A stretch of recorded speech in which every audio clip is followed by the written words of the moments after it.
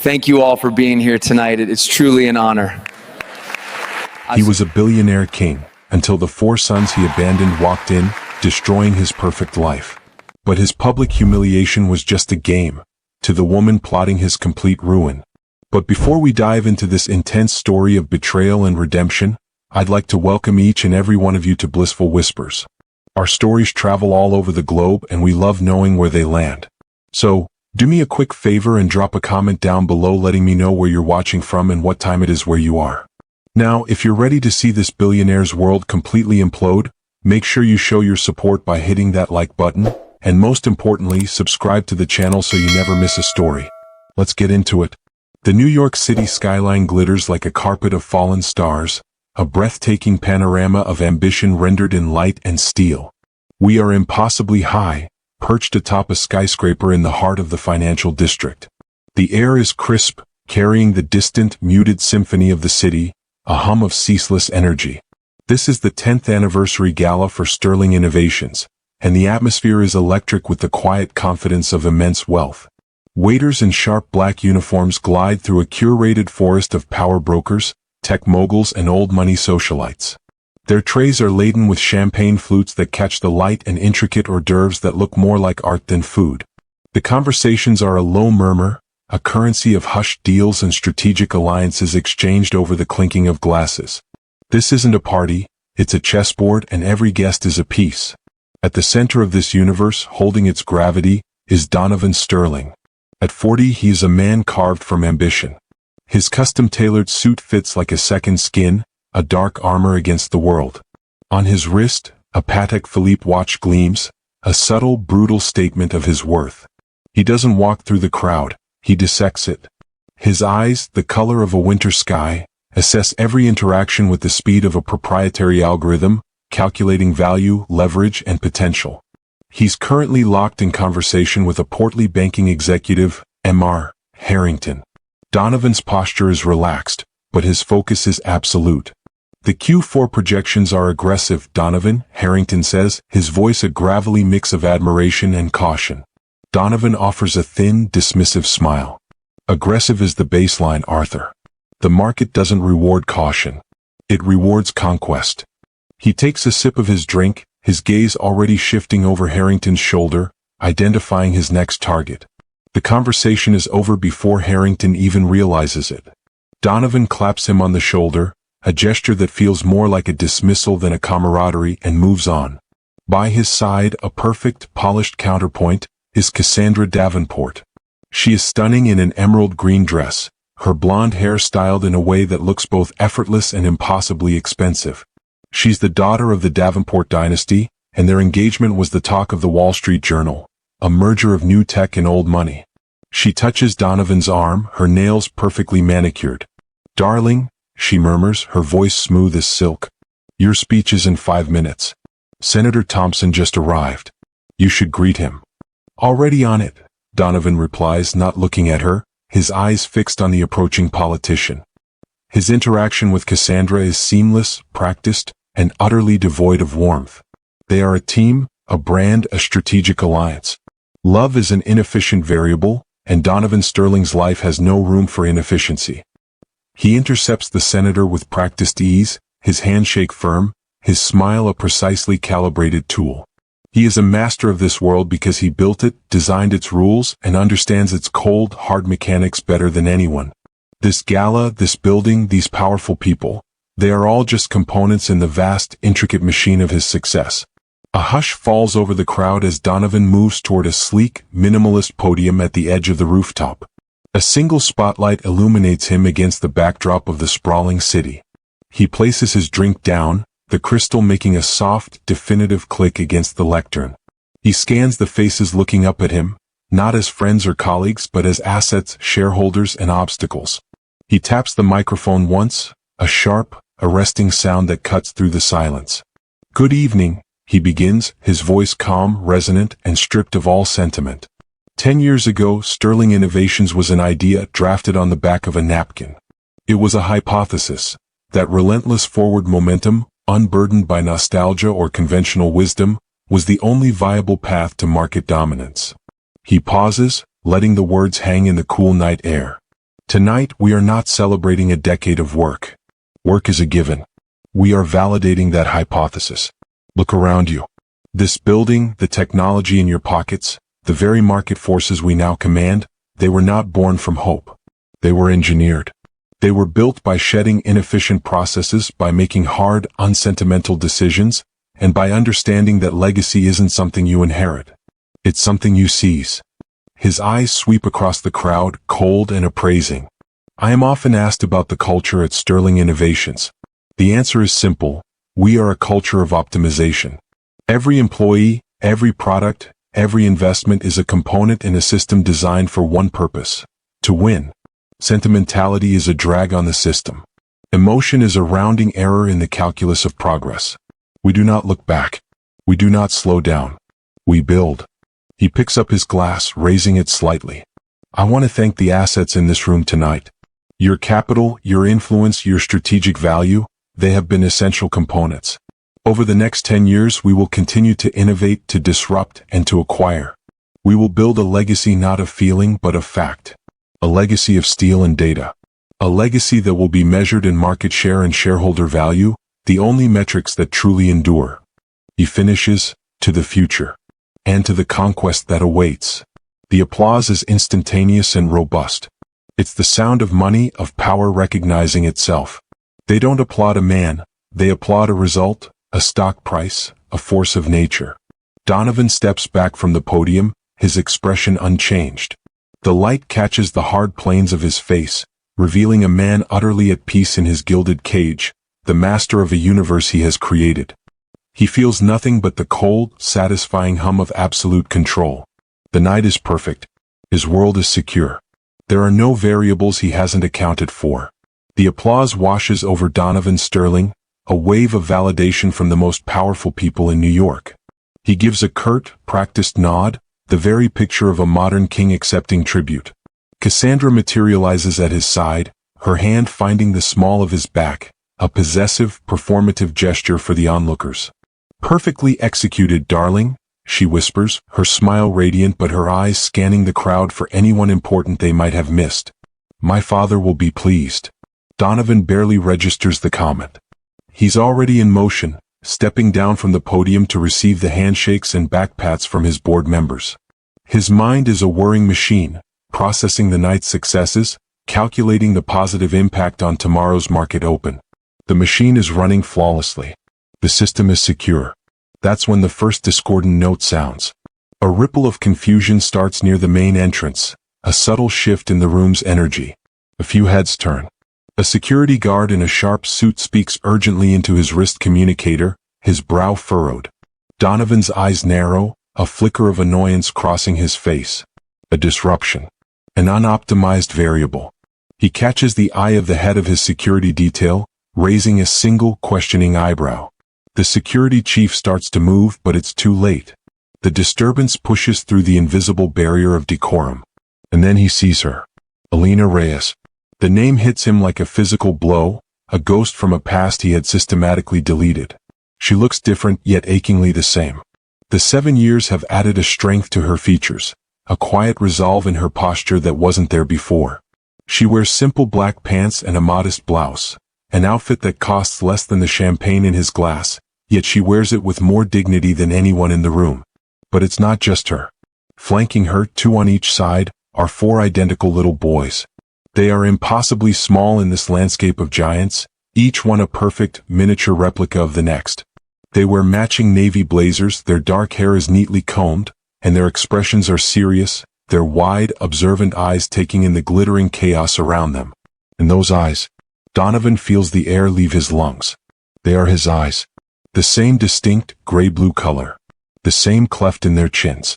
It's like looking into a fractured mirror, his own face staring back at him 4 times over, rendered in the features of the woman he had paid to disappear. A hush falls over the gala, spreading like a virus from the entrance to the far terrace. Conversations die mid-sentence. Glasses are frozen halfway to lips. The low hum of power is replaced by a deafening, absolute silence. Every single person in the room is staring. Alina doesn't falter. She walks forward, her steps measured and even on the marble floor. Her sons stay close, their small hands clutching the fabric of her pants. They move as a single, determined unit, an island of reality in a sea of illusion. Cassandra's hand on Donovan's back tightens, her nails digging into the fine fabric of his suit. "Donovan," she hisses, her voice a venomous whisper of pure, uncut social horror. "Who is that? What is happening?" Donovan can't answer. His tongue feels thick, his mind a blank slate. The algorithm has crashed. He watches them approach, each step a hammer blow against the foundations of the world he has so meticulously built. Alina stops a respectful 10 feet from the podium where Donovan stands frozen. She meets his gaze, and there is no malice in her expression, only a profound, bone-deep weariness and an unshakable resolve. "Hello, Donovan," she says. Her voice is clear, steady, and carries across the silent rooftop without any need for a microphone. It's the calmest voice in the room and therefore the most terrifying. Donovan's mouth opens but no sound comes out. He can feel the hundreds of pairs of eyes on him, hungry, dissecting his reaction. He is no longer a CEO. He is a specimen under a microscope. Alina gestures gently to the boys beside her. This is Mason, Milo, Morgan, and Max. One of the boys, Morgan, points a small finger up at the Sterling Innovations logo projected onto a nearby wall. "That's your name," he says, his voice small but clear. The simple, childish observation is more devastating than any accusation could ever be. It connects the man on the stage to the woman and children on the floor with an undeniable line of truth. "We heard your speech," Alina continues, her gaze unwavering. "You spoke about your legacy. The boys are old enough now to understand that word. They wanted to see it for themselves. They wanted to meet the man who built it." A sick, twisting feeling coils in Donovan's gut. Legacy. The word he had just defined in terms of steel and data is now standing before him, 6 years old and wearing a navy blazer. "I didn't want to come here," Alina adds, a flicker of vulnerability finally showing in her eyes. "For 7 years I have respected our agreement. But circumstances have changed." She glances down at Milo, who leans against her leg, his breathing just a little too shallow. Milo's asthma has gotten worse. The new treatments, they're expensive. And the boys, they ask questions now. They find things on the internet. They see other boys with their fathers. They deserve more than the silence I was paid to give them. The dam breaks. A shocked gasp comes from Cassandra. She looks from the boys' faces to Donovan's, the horrifying recognition dawning. The math is simple and brutal. 7 years. It all fits. The blood drains from her face, replaced by a mask of cold fury. This isn't just a betrayal. It's a public humiliation. It's a stain on her reputation, on her family's name. She rips her hand away from Donovan's back as if he were on fire. Without a single word, she turns and walks away, her stiletto heels clicking like gunshots on the marble. Her retreat is a spectacle in itself, a queen abandoning a fallen king. Her exit shatters the spell of silence. A collective gasp ripples through the crowd. The quiet murmurs begin, swelling in an instant into a roaring tide of gossip and scandal. This is blood in the water and the sharks are circling. Then comes the final, modern violation. A single phone is raised, its screen a bright rectangle in the dim light. Then another. And another. Within seconds, dozens of phones are out, recording, broadcasting, cementing Donovan Sterling's personal apocalypse into the digital ether forever. Donovan stands alone, trapped in the glare of the spotlight and the cold, unblinking eyes of 100 tiny lenses. The city skyline behind him no longer looks like a kingdom. It looks like the edge of a cliff. The perfect, sterile world he had engineered has been invaded, contaminated, and shattered beyond repair by the one variable he never could control: the past. The world, once frozen, shatters into a million shards of chaos. The flashes from smartphone cameras are a relentless, strobing assault. Donovan Sterling stands paralyzed in the center of the storm, the murmuring tide of scandal now a deafening roar in his ears. His security detail, finally breaking through the stunned crowd, forms a tight human shield around him. "Sir, we need to move. Now," the head of security says, his voice a low, urgent command in Donovan's ear. Across the rooftop, another security team calmly and professionally escorts Alina Reyes and her 4 sons toward a service elevator. She doesn't look back. The boys are quiet, their small faces betraying a mix of confusion and awe. They are the calm eye of the hurricane they created. Donovan's COO and only real friend, Leo Vance rushes to his side. Leo's face is pale with shock, but his eyes are clear, focused. Donovan, come on. We're getting you out of here. Leo and the guards propel Donovan forward, forcing a path through the throng of guests who are no longer allies but hungry spectators at a public execution. He feels their stares, a physical weight on his skin. He hears snippets of their whispers. Quadruplets? With the housekeeper? Did you see Cassandra's face? He is bundled into a private elevator, the doors sliding shut to finally cut off the noise and the sea of accusing phone screens. The descent is silent, a sickening drop in the pit of his stomach. The absolute control he felt just minutes ago has evaporated, replaced by a cold, terrifying vacuum. Donovan's sprawling penthouse, usually a monument to sterile minimalism, is now a frantic war room. Lawyers, PR consultants, and key executives pace the floor, their voices a cacophony of damage control. Phones ring incessantly. Laptops are open on every surface, displaying cascading red arrows on stock market charts. Donovan stands alone by the floor-to-ceiling windows, staring out at the same glittering skyline that had been his kingdom. He's loosened his tie, the first crack in his impeccable armor. He's not listening to the advice being shouted around him. He's replaying the moment he saw his own eyes staring back at him from the face of a 6-year-old child. We need to issue a statement immediately, his lead PR strategist, a sharp woman named Deidre, insists. A firm denial by us sometime to what? Donovan's voice is low, rough. To deny genetics? Leo steps in, placing a hand on Deidre's arm to silence her. Give him a minute. He walks over to Donovan. What do you want to do? I want to rewind the last hour, Donovan says, his voice barely a whisper. His phone buzzes on the marble countertop. It's a text. Not from Cassandra, but from her father, Harrison Davenport. The message is brutally efficient, the corporate equivalent of a guillotine. All business and personal ties are hereby severed. Our family's legal team will be in touch. Do not contact Cassandra. Donovan reads it, his expression unreadable, and places the phone face down. The merger of families is dead. The alliance is broken. Sunlight streams into the penthouse, illuminating a scene of utter devastation. The crisis team is still there, looking haggard and sleep-deprived.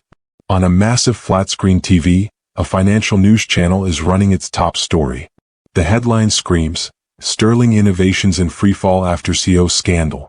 The stock ticker below shows SI down a catastrophic 28% in pre-market trading. The screen is filled with blurry phone footage from the gala, of Alina, of the boys, of Donovan's frozen face. It's on every blog, every news site from here to Tokyo, Deidre reports, her voice strained. Hashtag Sterling scandal is the #1 trend worldwide. She's right. The internet is a wildfire. Anonymous former employees are leaking stories about his ruthlessness. Society columnists are writing scathing pieces about Cassandra's humiliation. And everywhere there are pictures of the boys, their faces now digitally enhanced, compared side by side with photos of Donovan as a child. The resemblance is undeniable. Donovan watches it all, a cold fury building beneath his shock. He built an empire on controlling the narrative, on being 10 steps ahead. Now his life is a story being told by others, and he is its villain. The mood in the boardroom is funereal. The long, polished table reflects the grim faces of the board members. Donovan sits at the head, but he holds no power here today. He is a king on trial. The room is filled with panicked, angry voices. They talk of fiduciary duty, of shareholder lawsuits, of reputational damage that could take years to repair. Into this chaos, Genevieve Blackwood speaks.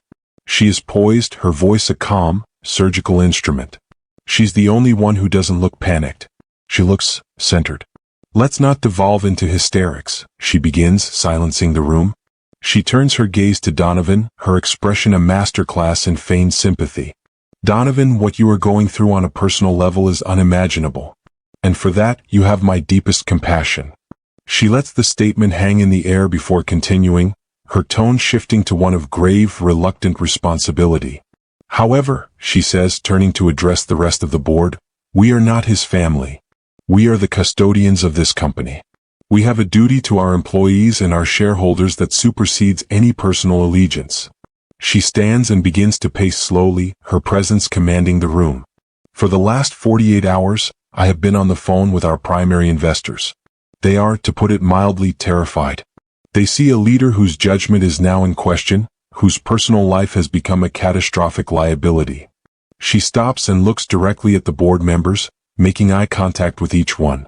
A leader whose personal life is a liability cannot guarantee this company's future, she states, her voice ringing with conviction. She then looks at Donovan again, a flicker of something almost predatory in her eyes. It's an unfortunate opportunity, but one we must act on for the good of Sterling Innovations. Genevieve Blackwood sees a family's crisis as a ladder for her own ambition. If you believe compassion is more important than ruthless corporate climbing, hit that subscribe button now. Only people who think like Genevieve would just scroll past. The room is silent. Genevieve has perfectly articulated their fears and given them a clear, ruthless path forward. She has framed a coup as a rescue mission. Donovan watches her, and for the first time since this nightmare began, a sliver of clarity cuts through his shock. He isn't just facing a scandal. He is being hunted. And the predator isn't a stranger. It's one of his own, circling, ready to move in for the kill.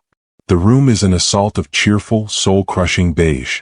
Fluorescent lights hum overhead, casting a sterile, flat glow on the scuffed linoleum floor. The walls are adorned with faded, generic posters of smiling children. In one corner, a bin overflows with brightly colored plastic toys that look sanitized to within an inch of their life. This is a place devoid of personality, designed for neutrality, and for Donovan Sterling, it feels more hostile than any boardroom. He stands in the center of the room, a man in $1,000 suit marooned on an island of institutional mediocrity. He has been here for 3 minutes and it already feels like a lifetime. Alina Reyes sits on a small, uncomfortable-looking chair, watching him. She isn't reading a book or looking at her phone. Her attention is focused entirely on him, her expression a careful, unreadable mask. By her feet, the 4 boys are a quiet storm of activity. Mason, the observer, is methodically stacking wooden blocks. Max, the artist, is drawing in a notebook with a focused intensity. Morgan, the engineer, is trying to figure out how a plastic Ferris wheel works. And Milo, the sensitive one, sits close to his mother, tracing patterns on her jeans. This is the first of his court-ordered 2-hour visitations. The silence is thick, broken only by the soft click of Mason's blocks. Donovan clears his throat, launching his first pre-planned strategy.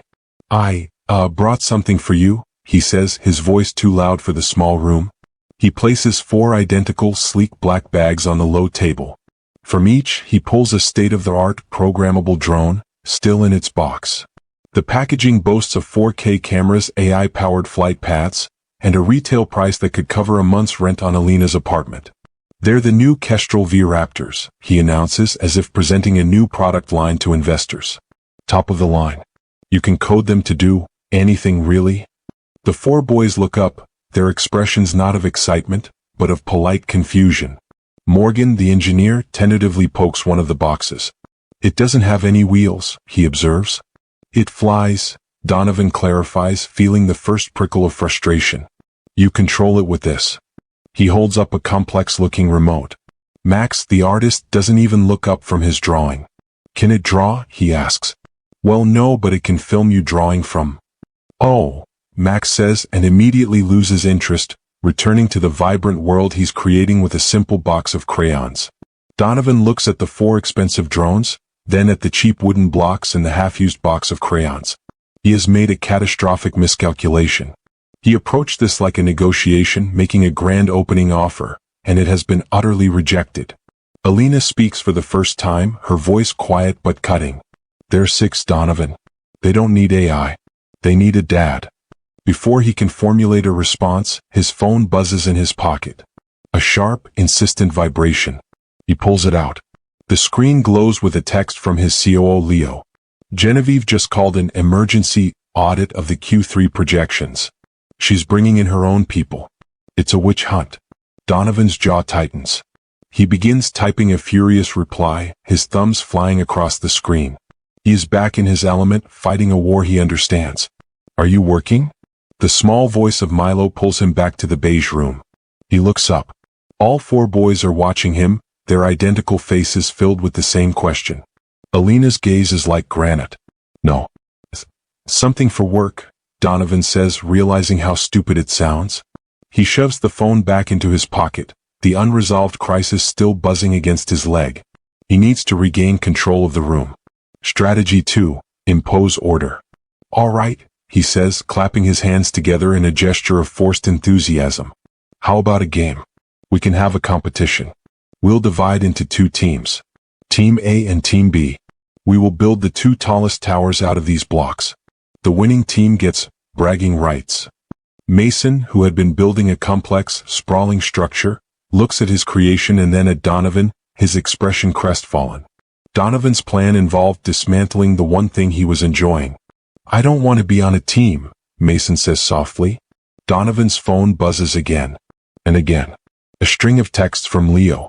She's telling investors the audit is because she suspects executive mismanagement. Asterisk, she's poisoning the well, Donovan. Asterisk, you need to get down here. Asterisk. Donovan glances at the screen, his mind racing. He needs to call his legal team, rally his loyal board members, counterattack. He is losing his company in a war of whispers and innuendos, all while standing in a room that smells faintly of disinfectant and despair. Donovan. Alina's voice is sharp now, pulling him back with force. You are here for 2 hours. That's all the court gave you. That's all they have of you. Can you at least pretend to be present for it? You don't understand what's happening right now, he bites back, his voice a low growl. She's trying to dismantle everything I've built. And what about what you dismantled? Alina stands up, her eyes flashing with 7 years of suppressed anger. You think this is easy for me? Bringing them here, watching you treat them like a business problem you need to solve? They are not your employees, Donovan. They are your sons. They don't need to be managed or optimized. They need to be seen. Her words hit him harder than any market downturn. He looks at the boys. They've all stopped playing now, sensing the tension. They're watching him and their mother, their small bodies rigid. Milo's lower lip begins to tremble. The sight of his son's distress finally cuts through his panic and his pride. He sees, for a fleeting second, not a problem but a child. A child who is scared. And he has absolutely no idea what to do. The skills that made him a titan of industry are utterly useless here. He can't command, delegate, or intimidate a child's fear away. His phone buzzes one last time. He looks at it, then at the 4 identical, waiting faces. He is fighting a war on 2 fronts and he is armed for the wrong battle. The 2 hours crawl by in a state of agonizing failure. By the time the court-appointed supervisor comes to signal the end of the session, nothing has been accomplished. The drones are back in their boxes, untouched. The block towers were never built. The gap between Donovan and his sons feels wider and deeper than ever. Alina efficiently gathers the boys' things, her movements brisk and all business.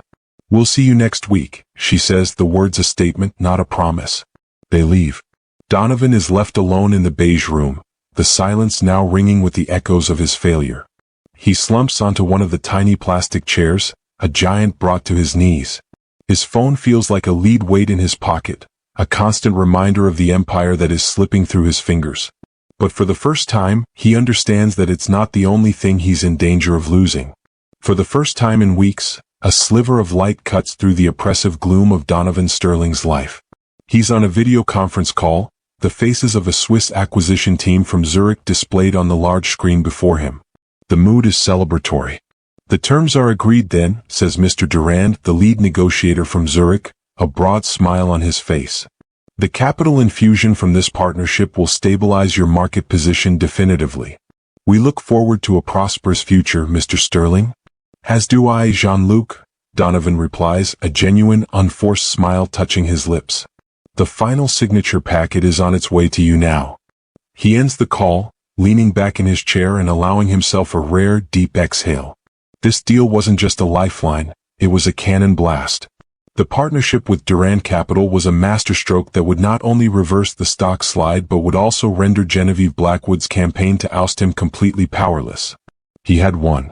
He glances at his desktop calendar. A single brightly colored reminder is flagged for 6 p.m. Mason, Milo, Morgan, and Mac's school family night. He had promised them. After weeks of clumsy visitations and missed opportunities, he had sworn he would be there for this. And now, for the first time, it felt possible. He could salvage his company and be a father. Maybe he didn't have to choose. His office door opens and his COO, Leo Vance, enters holding a tablet. Leo's face is beaming with relief and pride. We did it, my friend. We actually did it, Leo says, placing the tablet on the desk. Just needs your final digital signature and it's a done deal. I've never seen you work so hard. I had to, Donovan says, taking the stylus to sign. Genevieve had us against the wall. Speaking of, Leo says casually, she stopped by my office earlier, asked a few technical questions about the Duran deal, ensuring all our regulatory disclosures were airtight for the European markets. She said she wanted to present a unified front to the board once it was announced. Nice of her to finally play for the team for a change. Donovan pauses, the stylus hovering over the screen. A flicker of suspicion crosses his mind, but he dismisses it. He's won. She knows it. This must be her waving a white flag. He signs his name with a flourish. Let's not get ahead of ourselves, Donovan says. But for tonight we celebrate. You hold down the fort. I'm going to a family night. Leo claps him on the shoulder. Go. You've earned it. Donovan's penthouse 2 hours later. Donovan stands in front of his closet, a place usually reserved for an army of identical dark suits. Tonight he's pulling on a simple cashmere sweater.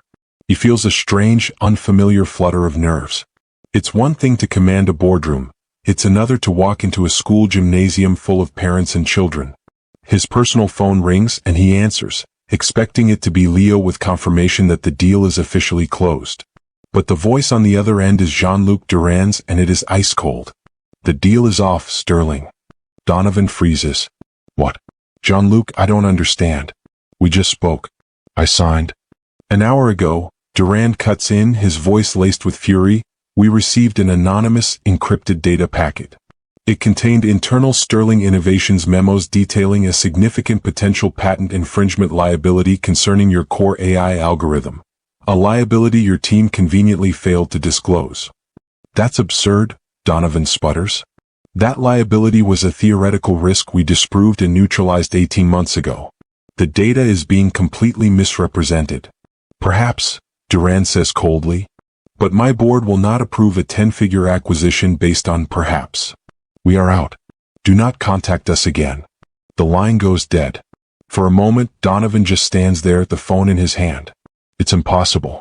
No one had access to that level of internal data except him, his legal team, and Leo. A cold dread washes over him. He immediately calls his head of cybersecurity. Trace a data leak. No. I need to know who accessed the Project Night Owl risk assessment files in the last 24 hours. The wait is agonizing. 10 minutes later, the call comes back. Sir, the files were accessed and downloaded this afternoon at 3:17 p.m.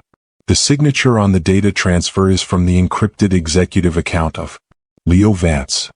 The world tilts on its axis. Donovan immediately calls Leo, his voice a low, dangerous growl. What did you do? Leo's panicked voice comes through the speaker. Donovan, I swear, I have no idea what you're talking about. Project Night Owl, Leo? You sent it to Duran Capital. You blew up the deal. There's a moment of horrified silence on the other end. Then Leo's voice choked with realization. Oh God, Genevieve. When she was in my office, she asked me to pull the old Night Owl files for her. She said she needed to cross-reference them with the Duran disclosures to make sure everything was covered. She must have. The betrayal hits Donovan like a physical blow. She didn't just manipulate Leo. She used their friendship, Leo's trust in him, as a weapon. She turned his closest ally into the instrument of his own destruction. He is ruined. His company will collapse. His best friend has betrayed him. He sinks onto the edge of his bed, the weight of it all crushing him. He has lost everything. As if on cue, his personal phone rings again. It's an unknown number. He answers it numbly. A woman's voice, tight with panic. Mr. Sterling? This is the nurse at West Prep Elementary. I'm calling about your son Milo. Donovan lurches to his feet. What? What's wrong? He's had a severe asthma attack, sir. He couldn't breathe. An ambulance is on the way. We're taking him to Metropolitan General Hospital. The words blur together, an incoherent wave of sound. His company. His friend. His son. The walls of his perfect penthouse seem to be closing in, squeezing the very air from his lungs. He is standing in the wreckage of his life, a titan brought to his knees, utterly and completely broken, Genevieve's sabotage has pushed a family to the breaking point. This is the definition of putting profits before people. If you believe she has crossed a moral line, comment "family first" down below. Let's see who stands for basic human decency. The hospital hallway is a river of controlled chaos.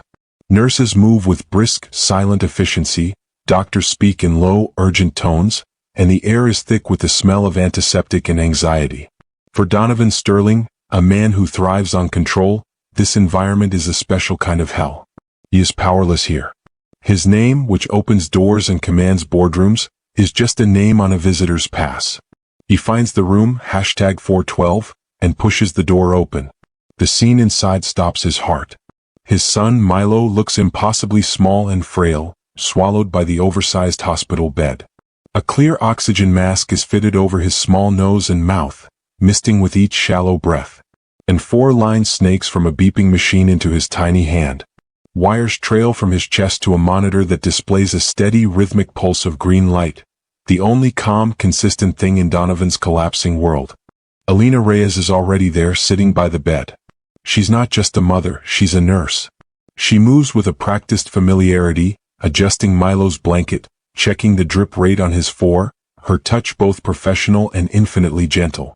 She looks up as Donovan enters, and for the first time, there is no anger or mistrust in her eyes. There is only a shared, quiet terror. The doctor said the attack was severe, she says, her voice low and strained. They've stabilized him, but they need to keep him on oxygen for a while. Monitor his levels. Donovan walks to the other side of the bed, his movements stiff, uncertain. He wants to do something, to fix this, to issue a command that will make it right. But there are no commands to give. He stares at the machinery keeping his son breathing, a complex system he cannot begin to comprehend, let alone control. He built an empire on algorithms and code, but the simple, fragile biology of his own child is a language he doesn't speak. All the rage from the deal's collapse, the sting of Leo's betrayal, the fury at Genevieve's machinations, it all evaporates, replaced by a singular, hollow feeling of absolute helplessness. What good was $1 billion valuation when you couldn't guarantee your own son's next breath? What was the point of a legacy of steel when faced with the delicate reality of flesh and bone? He reaches out, his hand hesitating for a moment before he gently touches Milo's arm. The skin is warm. He can feel the faint pulse beneath his fingertips. This is real. More real than the stock tickers, the board meetings, or the glittering skyline outside his penthouse window. His corporate phone, the one still buzzing with the fallout of his professional ruin, vibrates in his pocket. He instinctively pulls it out. The screen is a cascade of notifications. Missed calls from his legal team, frantic emails from loyal executives, news alerts chronicling his company's death spiral. He is about to silence it when a call comes through. The name on the screen makes his blood run cold. Genevieve Blackwood. He knows he shouldn't answer, but the instinct to fight, the muscle memory of a corporate predator, is too strong. He steps out of the room into the quiet hallway and accepts the call. This is a courtesy, Donovan. Genevieve's voice is sharp, efficient, and utterly devoid of emotion. Not a negotiation. The board is convening in 1 hour for an emergency vote. The motion is for your immediate termination as CEO and chairman. Donovan leans his head against the cool wall, his eyes closed. And you're calling to gloat, Genevieve? I'm calling to give you one last chance to fight for what you built, she says. Some of the older board members are still sentimental. They're wavering. If you are in that room, if you make your case, you might be able to sway them. You might salvage something. If you are not, the vote will be unanimous. This is it. The final play. Your choice. The line is a direct, brutal ultimatum. It's a pullback to the world he knows, the fight he is armed for. He can go. He can unleash his fury, expose her for what she did, fight for the company that bears his name. He can fight for his legacy. He opens his eyes and looks through the small window in the door to room number 412. He sees Alina gently stroking Milo's hair. He sees the steady green line on the heart monitor. He sees his son, sleeping, breathing, alive. And in that instant, the entire world shifts on its axis. The noise in his head, the stock prices, the betrayals, the fight for power, all of it fades into an insignificant hum. A profound, startling clarity washes over him. Genevieve was wrong. His legacy wasn't in that boardroom. It was in this one. It was a 6-year-old boy with his eyes and a fragile set of lungs. "Donovan? Did you hear me?" Genevieve's impatient voice crackles through the phone. The clock is ticking. Donovan brings the phone back to his lips. His own voice is quiet, but it holds a new, unfamiliar weight. "I heard you," he says. Then he ends the call. He doesn't just hang up. He holds down the power button on the side of the phone. The screen prompts him, "Slide to power off." He slides his thumb across the glass. The screen goes black. The link to his old world, to the fight he was supposed to wage, is severed. He pockets the dead phone and walks back into the hospital room. He pulls a second uncomfortable visitor's chair up next to Alina's, on the other side of Milo's bed. She looks at him, a question in her eyes. He simply shakes his head, a gesture of surrender that feels more like a victory. He sits. He watches his son breathe. And for the first time in his life, Donovan Sterling is fully present, a father sitting vigil in a quiet hospital room, having chosen to lose an empire to save something infinitely more valuable. The weeks that followed his son's hospital stay were a study in contrasts, a quiet tearing down of one life to build another. The world of Donovan Sterling, once defined by the vertical ascent of stock charts and the cold geography of a boardroom, shrank to the intimate scale of a child's world. One sunny afternoon, Donovan found himself on his hands and knees in the sandbox of a park, a place he'd only ever seen from the tinted window of his town car. He wasn't commanding or directing. He was helping Max, his small artistic son, build an elaborate sandcastle. It was a clumsy, messy affair that left his expensive watch face caked in grit, but as he looked at his son's focused, joyful expression, he felt the first unfamiliar flicker of genuine peace. Days later, he was in the sterile, brightly lit environment of a doctor's office, sitting patiently with Milo for a follow-up on his asthma. He listened with an intensity he once reserved for hostile negotiations, learning the names of medications, the subtle warning signs in his son's breathing, the precise dosage for the nebulizer. He was no longer a helpless bystander. He was becoming a guardian. His new life was a mosaic of these small, unglamorous moments. The profound frustration of fourth-grade long division at a cramped kitchen table, the quiet pride in watching Mason solve a complex puzzle, the unexpected laughter during a made-up story from Morgan. He was clumsy, but for the first time he was present. But as Donovan's world was shrinking to the size of a child's needs, the empire he left behind was beginning to crumble.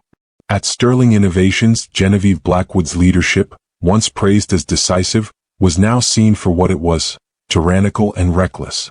Her scorched earth tactics had alienated 2 major clients, and the company's top talent, weary of the culture of fear, was beginning to flee. The ship was taking on water and the board was starting to panic. The call came from Arthur Harrington, the portly, silver-haired board member from the gala. They met at a quiet cafe, far from the prying eyes of Wall Street. "The board made a mistake, Donovan," Arthur admitted, his voice heavy with regret. "Genevieve is a disaster. She's running the company into the ground. We want you back. We've scheduled a vote for next week to formally reinstate you as CEO and chairman." The offer hung in the air, his old life, his kingdom, handed back to him on a silver platter. The old Donovan would have seized it, using the opportunity to crush his enemies. But the man sitting across from Arthur was different. "I'll consider it," was all he said, his expression giving nothing away. That night, he met with Leo in his apartment. Guilt had taken a heavy toll on his friend, but it had also forged him into a loyal ally. Between them on the coffee table sat a thick, black file. "I found it all," Leo said, his voice low. "She used a junior analyst, threatened his job to get him to create a ghost access point.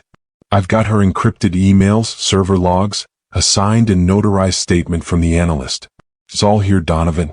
Irrefutable proof of industrial espionage. You can destroy her." Donovan opened the file, his face grim as he read through the cold, hard evidence of Genevieve's betrayal. He had the weapon he needed to not only reclaim his company but to send his enemy to prison. Leo watched him, expecting a surge of victorious rage. Instead, a quiet, steely calm settled over Donovan. He closed the file. "Thank you, Leo," he said. "You've done the right thing. Now, I need you to do one more."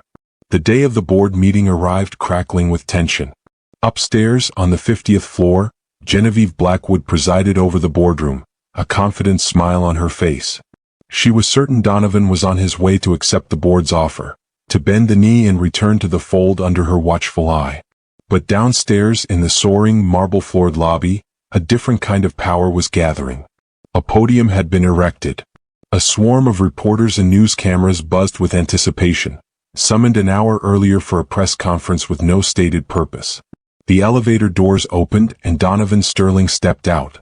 He wasn't in a power suit. He wore a simple dark sweater, a man unburdened by armor. The predatory edge was gone, replaced by an unwavering sense of purpose as he walked to the podium. Upstairs, a junior executive rushed into the boardroom, whispering frantically to Genevieve. "Ma'am, Mr. Sterling is holding a press conference.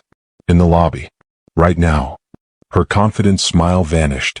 She turned to the large monitor on the wall, her face tightening as Donovan's image filled the screen. "Good afternoon," he began, his voice steady and clear. "A few months ago in this very lobby, my life was irrevocably changed. In the time since, I have been on a forced and frankly overdue journey of self-reflection." He looked directly into the cameras and somehow, it felt as though he were looking directly at Genevieve through the monitor. "The board of Sterling Innovations has offered to reinstate me as CEO. I am here today to give them my answer." He paused, letting the silence stretch. "My answer is no." A collective gasp swept through the lobby and the boardroom. Genevieve's face turned to stone. "I am not returning as CEO because the man who built this company was flawed," Donovan continued, his voice resonating with a newfound authority. "He was a man who valued market share over morality and profit over people. That man nearly cost this company everything. Not because of a personal scandal but because of the toxic culture he fostered. A culture that allowed ambition to curdle into corruption. And the greatest symbol of that corruption is the woman who is currently acting as your CEO." He gestured to the screens behind him, which flickered to life with copies of encrypted emails and damning financial charts. "For the past several weeks, Genevieve Blackwood has not been leading this company. She has been sabotaging it. She intentionally leaked misleading data to scuttle a partnership with Duran Capital, an act of industrial espionage designed to destabilize the company and consolidate her own power. The evidence you see behind me is irrefutable, and a full copy has been delivered to the U.S. Securities and Exchange Commission and the District Attorney's Office." In the boardroom, Genevieve lurched to her feet, a strangled gasp escaping her lips. The other board members stared, their faces ashen with shock and horror. "Sterling Innovations does not need the man I was," Donovan's voice cut through the chaos. "It needs a leader with integrity. Which is why, as my final act as chairman of the board, I am nominating a new CEO, effective immediately, Mr. Leo Vance." He gestured to the side, and a stunned but resolute Leo stepped forward to a smattering of applause. "But my work is not done," Donovan said, his voice softening. "My greatest failure was not as a CEO but as a father. I abandoned a responsibility, and in doing so, I contributed to a system that makes it impossibly difficult for single parents to succeed. And that is a legacy I will not accept." He looked into the camera, his gaze now filled with a warmth that had never been there before. "Today, I am announcing the formation of the Sterling Family Foundation, endowed with a significant portion of my personal fortune. It will be dedicated to providing educational grants, childcare, and emergency support for single parents. And it is my absolute honor to announce its first executive director, Ms. Alina Reyes." He turned, and from the side of the crowd, Alina stepped forward, professional and confident, to stand beside him as an equal. Upstairs, 2 uniformed security officers entered the boardroom and walked purposefully toward Genevieve. Her face collapsed, the fight gone, replaced by the cold, hard reality of total defeat. Donovan looked out at the sea of flashing cameras, no longer a titan in a gilded cage, but a free man who had finally found his purpose. He had not reclaimed his throne. He had instead built a new kingdom. Donovan just exposed the kind of toxic manipulation that people like Genevieve use to get ahead. If you can't stand bullies who sabotage others for personal gain, smash the like button to show you stand against it. A year can transform a man more than a lifetime of ambition. The proof was not in a headline or a stock price, but in the warm, comfortable chaos of a Westchester living room on a Thursday evening. Donovan Sterling's new home was a world away from the cold glass and steel of his former penthouse. Here, the walls were decorated with a chaotic gallery of children's artwork, and the furniture had the gentle, lived-in wear of a real home. Donovan was on the floor, a place where he now spent a great deal of his time. He was surrounded by cardboard, paint, cotton balls, and glitter. He and the boys were tackling their most ambitious project yet, a diorama of the solar system. Mason was meticulously painting the rings of Saturn, Milo was carefully positioning the cotton ball clouds on Earth, and Morgan and Max were in charge of gluing the planets into their orbits. It was a messy, sprawling operation, and Donovan was its patient, if slightly paint-smeared, commander. The moment of crisis, when it came, was not a corporate takeover or a market crash. It was a small bottle of glitter glue. "You bumped the table?" Max accused, his voice rising with the indignation only a 6-year-old can muster. A large, shimmering puddle of silver glue was slowly spreading across Mars. "You did it on purpose." "Did not." Morgan shot back, dropping his own planet in defiance. "You leaned over and got in my way." Tears began to well in Max's eyes. Milo looked up, his expression anxious, the harmony of their project shattered. A year ago, the old Donovan, the optimizer, the man who despised inefficiency and emotional outbursts, would have reacted with a surge of cold impatience. He would have seen the mess, the delay, the childish argument, and his frustration would have been palpable. And for a fleeting second, that old ghost flickered within him. He felt the familiar tightening in his jaw, the instinct to impose order through sheer force of will. But then he looked at their small, earnest faces, and the ghost vanished, replaced by a quiet, reassuring calm he had worked so hard to cultivate. He took a deep breath. "Okay, team. Hold positions," he said, his voice even and gentle. He grabbed a paper towel. "First, let's contain the Martian glitter disaster before it engulfs the entire solar system." The boys watched as he carefully cleaned up the spill. There was no anger, no lecture. "You know," Donovan said, dabbing the last of the glue from the red planet, "this actually gives me an idea. Mars is the red planet, but scientists have found ice on its poles. It's a bit sparkly. Maybe this wasn't a mistake. Maybe it was an accidental discovery." Max's tears subsided, replaced by a look of intrigue. Morgan's defensive posture softened. "We can call it the Great Glitter Sea of Mars," Donovan continued, a small smile playing on his lips. "A new discovery by the Sterling brothers. Now, how are we going to fix this as a team?" Within minutes, the argument was forgotten. Morgan apologized, Max accepted, and they were working together to creatively incorporate the glitter into their design. Donovan sat back on his heels, watching them. He was no longer a CEO on a pedestal, dictating terms from on high. He was a father on the floor, navigating the small, messy, beautiful crises of a life he was building from scratch. His phone buzzed on the coffee table. It was a text from Leo, an update about the company's record-breaking quarter. Donovan glanced at it and smiled, but felt no pull to engage. His world was here on this floor, covered in paint and glitter. He hadn't achieved a perfect, storybook ending. There were still hard days, moments of doubt, and the lingering scars of a 7-year absence. But as he watched his 4 sons laughing together, he knew, with a certainty that calmed his soul, that he had finally found a real beginning.